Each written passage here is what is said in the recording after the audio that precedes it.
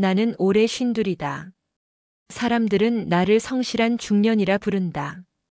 회사에서 묵묵히 책임을 다했고 아이 둘은 다 자라 제 길을 찾아 떠났다. 아내와는 몇 해 전 조용히 갈라섰다. 다투다 끝난 것도 아니고 원망이 남은 것도 아니었다. 서로의 빈자리를 더는 메울 수 없다는 걸 깨달았을 뿐이다. 퇴근 후 집에 돌아오면 텅 빈 아파트의 정적이 나를 삼켰다. 불을 켜도 TV를 틀어도 방 안에 가득한 건 나 혼자라는 사실뿐이었다. 처음에는 버텼다. 하지만 해가 바뀌고 계절이 바뀌어도 마음속 허전함은 채워지지 않았다. 그 무렵 나는 우연히 봉사단체 모임에 나가게 되었다. 회사 후배의 권유였다. 형님, 주말에 잠깐 시간 내셔서 외국인 근로자들 한국어 가르쳐 주시면 좋아하실 거예요. 그 말에 솔깃했다. 특별히 대단한 봉사를 하고 싶은 건 아니었다. 그저 누군가와 함께 호흡하고 싶었다. 첫날 낯선 얼굴들 속에서 그녀를 보았다. 이름은 아웅린. 미얀마에서 온 25살 청년이었다. 또렷한 눈매에 웃을 때마다 살짝 패이는 보조개가 인상적이었다. 다른 이들이 서툰 한국어로 안녕하세요를 연습할 때 그녀는 조심스럽지만 또렷하게 내 이름을 불렀다. 성우 선생님. 그 순간 이상하게도 오래 굳어있던 내 마음속 벽이 작은 균열을 일으켰다. 나는 내 이야기를 자주 하지 않는 사람이었다. 하지만 그녀 앞에서는 달랐다. 수업이 끝난 뒤 남은 시간을 틈타 나는 내 어린 시절 이야기, 직장 생활, 그리고 홀로 지내는 집의 고요함까지 말해버렸다.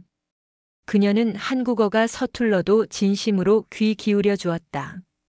가끔 이해하지 못하는 부분이 있으면 환하게 웃으며 다시 천천히 말해주세요라고 했다. 그 웃음에 나는 오래 잊고 있던 어떤 따뜻함을 떠올렸다. 집으로 돌아오는 길 나는 스스로에게 물었다. 내가 왜 이렇게 설레는 거지? 50이 넘은 나이인데. 하지만 부정할 수 없었다. 삶의 고요 속에 작은 파문이 일어난 건 사실이었다. 그리고 나는 알았다. 이 균열이 새로운 시작이 될 수도 있음을. 나는 올해 52이다. 사람들은 나를 성실한 중년이라 부른다. 회사에서 묵묵히 책임을 다했고 아이 둘은 다 자라 제 길을 찾아 떠났다. 아내와는 몇 해 전 조용히 갈라섰다. 다투다 끝난 것도 아니고 원망이 남은 것도 아니었다. 서로의 빈자리를 더는 메울 수 없다는 걸 깨달았을 뿐이다. 퇴근 후 집에 돌아오면 텅 빈 아파트의 정적이 나를 삼켰다. 불을 켜도 TV를 틀어도 방 안에 가득한 건 나 혼자라는 사실뿐이었다. 처음에는 버텼다. 하지만 해가 바뀌고 계절이 바뀌어도 마음속 허전함은 채워지지 않았다.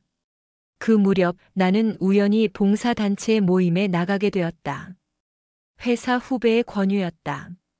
형님, 주말에 잠깐 시간 내셔서 외국인 근로자들 한국어 가르쳐 주시면 좋아하실 거예요.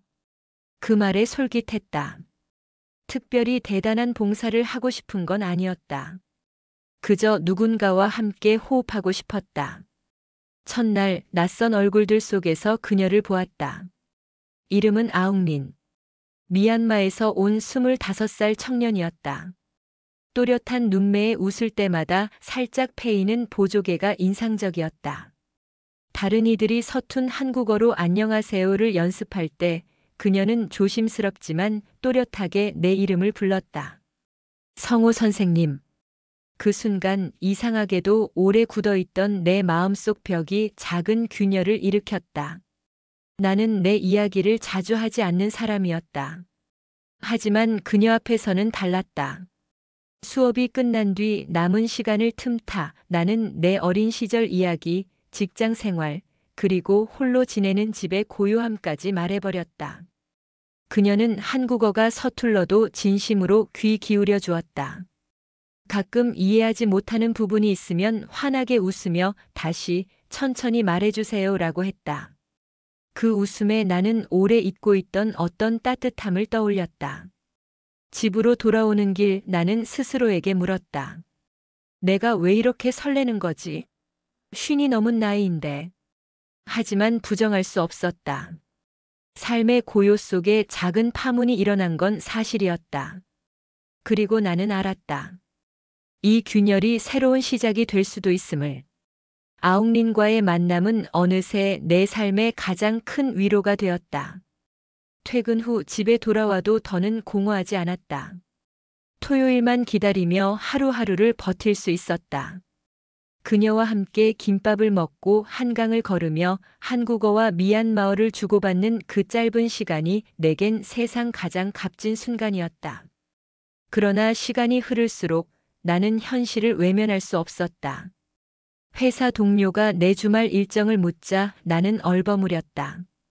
그냥 봉사활동이지 뭐. 하지만 속으로는 두려웠다. 혹여라도 누군가 우리를 목격하면 곱지 않은 시선을 받게 될 게 뻔했다.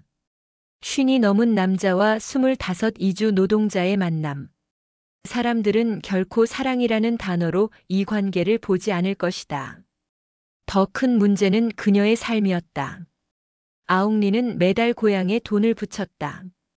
부모님은 농사로 생계를 꾸렸지만 수입이 일정치 않았고 어린 동생들이 아직 학교에 다녔다. 그녀가 한국에 온 이유는 단 하나, 가족이었다. 선생님, 저는 매달 집에 돈 보내야 해요. 그래서 아파도 일해야 해요. 그 말을 들을 때마다 내 가슴은 무겁게 내려앉았다. 나는 경제적으로 여유가 없는 건 아니었다. 그러나 그녀의 삶에 무턱대고 개입할 수는 없었다. 돕는다는 것이 혹시 내 욕심은 아닐까, 그녀의 자존심을 상하게 하진 않을까 두려웠다. 문화의 차이도 있었다. 어느 날 나는 한국식으로 그녀에게 밥은 먹었냐? 고 물었다. 그녀는 잠시 당황하더니 대답하지 않았다. 나중에야 알았다. 미얀마에서는 누군가의 식사 여부를 캐묻는 것이 예의 없는 일일 수도 있다는 것을. 사소한 오해였지만 나는 그 작은 벽 하나가 우리 사이에 얼마나 많은 차이가 놓여 있는지를 깨달았다.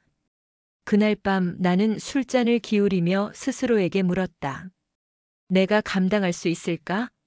세상과 싸우고 문화와 싸우고 나이와 싸우면서 이 사랑을 지켜낼 수 있을까? 그러나 내 머릿속에 떠오른 건 그녀의 웃음뿐이었다. 눈을 반짝이며 성호 선생님 같이 있어 좋아요라고 말하던 목소리. 그 목소리가 내 안의 모든 계산과 두려움을 무너뜨렸다. 사람의 마음은 감출 수 없는 법이었다. 아웅린과 함께 있는 시간이 늘어나자 회사 동료들 사이에서 소문이 돌기 시작했다. 야, 성호 형. 요즘 주말마다 만나는 사람 있다면서 여친 생긴 거 아냐? 그저 웃어넘기려 했지만 속은 편치 않았다. 만약 사실을 알게 된다면 사람들은 절대 순수한 시선으로 보지 않을 것이다. 50이 넘은 한국 남자와 25 이주 노동자. 그 관계를 사람들은 곱씹으며 온갖 해석을 덧씌울 것이다. 그러던 어느 날 나는 우연히 아웅린의 동료를 만났다. 그녀와 같은 기숙사에 사는 또래 여성이었는데 나를 곱지 않은 눈으로 쳐다보았다. 선생님, 아웅린은 아직 어려요. 돈 때문에 혹시. 그 말에 얼굴이 화끈거렸다. 나는 단호히 말했다. 아닙니다. 저는 그런 마음으로 다가간 게 아닙니다. 하지만 그 순간 깨달았다. 세상은 이미 우리를 그렇게 보고 있다는 것을. 그날 저녁 나는 아웅린에게 털어놓았다. 우리 함께 있는 걸 사람들이 좋게 보지 않을 거야. 너도 힘들어질 수 있어. 잠시 침묵이 흘렀다. 아웅린은 고개를 숙이다가 이내 나를 바라보며 조용히 말했다. 성호 선생님, 저는 다른 사람 말 안 들어요. 저는 제 마음 들어요. 선생님 옆에 있으면 저는 웃어요. 그게 다예요. 그 한마디가 내 마음을 무너뜨렸다. 그녀는 어쩌면 나보다 더 단단했다. 나는 나이와 시선, 체면에 얽매여 있었지만 그녀는 지금의 진심만을 붙잡고 있었다. 그러나 현실은 또 다른 벽을 세웠다. 아웅린의 비자가 곧 만료될 예정이었다. 연장을 하려면 고용주의 협조가 필요했고 그렇지 못하면 고향으로 돌아가야 했다. 선생님, 저 혹시 비자 안 되면 미얀마 돌아가야 해요. 그녀의 말은 날카로운 칼처럼 내 가슴을 찔렀다. 나는 밤새 잠을 이루지 못했다. 이제 겨우 사랑을 시작했는데 이렇게 끝내야 하나? 내가 해줄 수 있는 게 있을까? 창밖에는 봄비가 내리고 있었다. 창가에 앉아 빗소리를 들으며 나는 결심했다.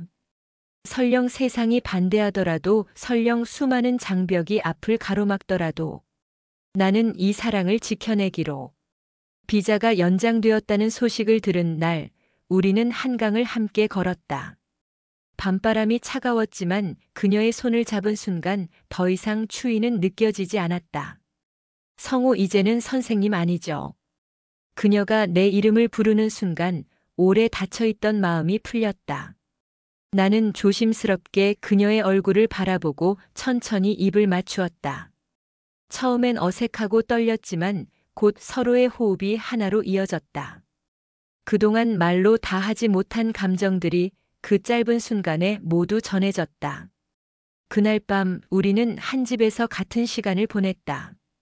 방 안에는 작은 스탠드 불빛과 빗소리, 그리고 서로의 체온만이 남아 있었다. 우리는 말없이 포옹했고 오랫동안 서로를 바라보다가 마침내 하나의 리듬으로 함께 숨을 쉬었다. 아침 햇살이 창가로 스며들었을 때 그녀는 내 곁에 누워 있었다. 내 손가락을 꼭 잡은 채 미소를 머금은 얼굴로 잠들어 있었다. 나는 속으로 다짐했다. 오늘 이후 이 사람과 함께하는 날들을 끝까지 지켜내겠다. 구독과 좋아요는 큰 힘이 됩니다. 포티콘필 중년의 사랑과 힘.